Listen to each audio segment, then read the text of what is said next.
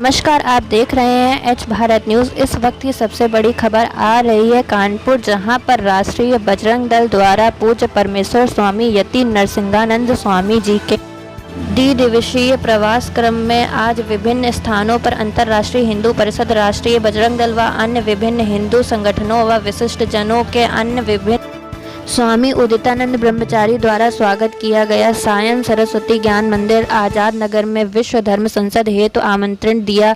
पनकी हनुमान मंदिर दर्शन व रामपुर स्थित ऐतिहासिक श्री राम लला महाराज के दर्शन किए। रामनवमी समिति द्वारा महाराज जी का स्वागत अभिनंदन किया। काहू कोठी में केशव माधव समिति द्वारा महाराज जी का सारस्वत सम्मान किया गया। हिंदू संगठनों और विशिष्ट जनों के द्वारा स्वामी जी का अभिनंदन कार्यक्रम किया गया कानपुर नवाबगंज स्थित अद्वैत विज्ञान मठ में, जहां पर हमारे चैनल के संवाददाता अक्षर शुक्ला जी की खास रिपोर्ट।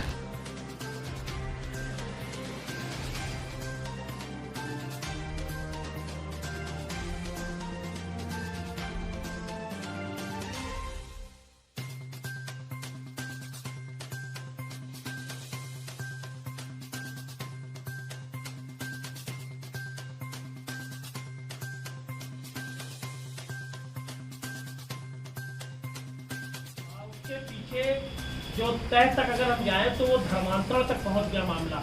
आपने कभी ये जानने की कोशिश किया कि आखिर इसके पीछे जो लोग हैं, जो क्या कोई सियासी लोग हैं या सियासी संबंध है? नहीं, देखिए, इसमें सियासत ढूंढना तो मुझे नहीं लगता ठीक है। इस्लाम का जिहाद है, इस्लाम के जिहाद की असलियत है जो मेरा कत्ल करना चाहते हैं। मानव के इतिहास में मुसलमान जिहादियों ने जितनी मेरे सिर की कीमत लगाई है, आज तक किसी के सिर की उन्होंने इतनी कीमत नहीं लगाई है। ये आप जानते ही होंगे।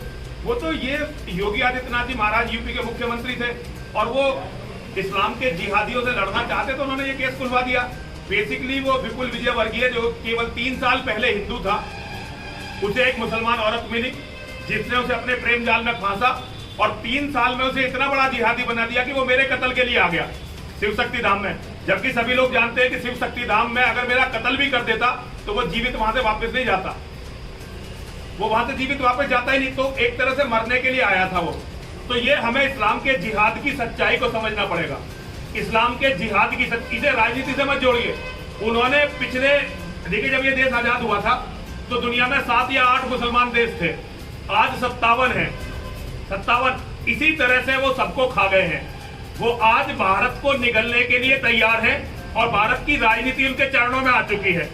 1-2 नेता है राजनीति में, 1-2 सामाजिक जीवन में 2-3 लोग गिनती के हैं। डॉक्टर प्रवीण भाई तोगड़िया जी हो गए, योगी आदित्यनाथ जी महाराज हो गए और 1-2 लोग और होंगे जो इस्लाम के जिहाद के सामने आज भी रीढ़ को सीधी करके खड़े हैं, आज भी रीढ़ को सीधी करके खड़े हैं। वरना हिंदुस्तान का पूरा राजनीतिक सिस्टम, पूरा सिस्टम इस्लाम के जिहाद के सामने ढह चुका है। स्थिति यह है कि जो सबसे बड़ा तथाकथित हिंदू संगठन है, वैसे तो मुझे उसे हिंदू संगठन मानने में दिक्कत होती है, लेकिन फिर भी लोग कहते हैं, उसके प्रमुख ने हमें बहुत बड़ा ज्ञान दिया गाजियाबाद में आकर। ये देखिए गाजियाबाद में ही आकर उन्होंने क्यों ज्ञान दिया। गाजियाबाद में उसे एक तीर से 2 निशाने किए। एक तो गाजियाबाद में ही आज देश का, पूरी दुनिया में एक ऐसा व्यक्ति रहता है जो बताता है कि इस्लाम का जिहाद केवल भारत से नहीं पूरी दुनिया से खत्म होना चाहिए। तो मोहन भागवत जी ने गाजियाबाद को इसलिए चुना कि मेरी औकात मुझे बता सके। हालांकि औकात उन्हें उनकी पता चल गई उल्टी। और दूसरा कि योगी जी को चुनाव हरवाया जा सके। भाजपा जब चुनाव जीतती है, जब हिंदुत्व का क्या प्रचंड ज्वार उठता है तो भाजपा चुनाव जीतती है। और भाजपा चुनाव जब कब हारती है, जब अटल बिहारी वाजपेयी बस लेके चल देते हैं लाहौर की तरफ, तो भाजपा चुनाव हार जाती है। तो योगी आदित्यनाथ जी महाराज को सार्वजनिक जीवन से खत्म करने के षड्यंत्र के रूप में मोहन भागवत ये मुंह से जो है लिटरली उल्टी करके गए जो उन्होंने गाजियाबाद में किया। सावरकर के सिद्धांतों के विपरीत, डॉक्टर हेडगेवार के सिद्धांतों के विपरीत, रज्जू भैया के सिद्धांतों के विपरीत, अशोक सिंघल जी के सिद्धांतों के विपरीत एक नई परिभाषा जो मोहन भागवत जी ने गढ़ी है, ये सारे षड्यंत्र हैं। तो धर्मांतरण का जो ये केस इतना बड़ा खुला, उसके मूल में जाइए, उसके मूल में कि वो मेरा कत्ल करने आए थे। अब आप ये पूछिए कि वो मेरा कत्ल करने क्यों आए थे, तो मैं आपको बताऊं। दुनिया में मोहम्मद नाम का एक आदमी हुआ जिसने ऑर्गेनाइज क्रिमिनल्स का एक गिरोह बनाया। उस गिरोह का नाम है इस्लाम। भारत में हर आदमी ये बताता रहा कि जी जैसे रामकृष्ण है ऐसे मोहम्मद है। मैंने मोहम्मद की सच्चाई को दुनिया के सामने लाकर रखा। और क्यों लाकर रखा? क्योंकि मेरे छोटे भाई कमलेश तिवारी का कत्ल केवल इसलिए कर दिया गया था कि उसने मोहम्मद के बारे में एक बात कह दी थी जो गलत नहीं थी, जो बिल्कुल सही थी। तो जिस दिन कमलेश तिवारी जी की हत्या हुई उससे पहले मैं कभी मोहम्मद के बारे में बोला नहीं था।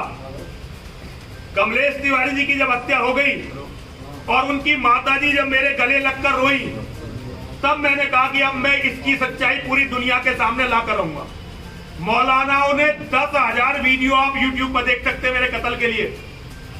उन्होंने कहा भाई इसने रसूल की बेइज्जती कर दी, लेकिन क्या बेइज्जती कर दी ये कोई मौलाना बता नहीं सकता, क्योंकि मैंने जो बोला वो बिल्कुल सच है, उनकी किताबों में से है। तो इस्लाम के जिहादी मेरा कत्ल करने आए थे। ये माँ और महादेव की कृपा है कि उनका दाव उन पर उल्टा पड़ा।